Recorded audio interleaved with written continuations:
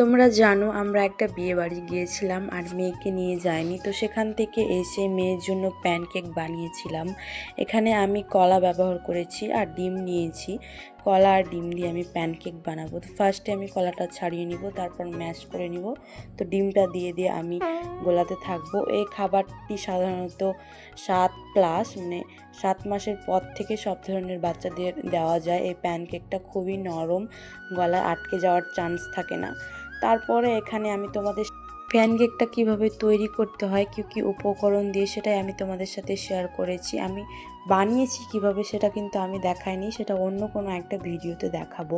তো এখানে আমার প্যানকেক রেডি হয়ে গেছিলো, সেই জন্য আমি মেয়েকে খাইয়ে দিচ্ছিলাম। আর মেয়ের তো এটা খুব পছন্দ হয়েছে, সেই জন্য ও একা তুলে তুলে খাচ্ছিল। আর তারপর তো ও লাস্টের দিকে একটু হাততালিও দিচ্ছিল, এটা খুব পছন্দ হয়েছে। তো ওর জন্য আমি এখানে 4টে বানিয়েছিলাম, তো ও 2টো খেয়েছে।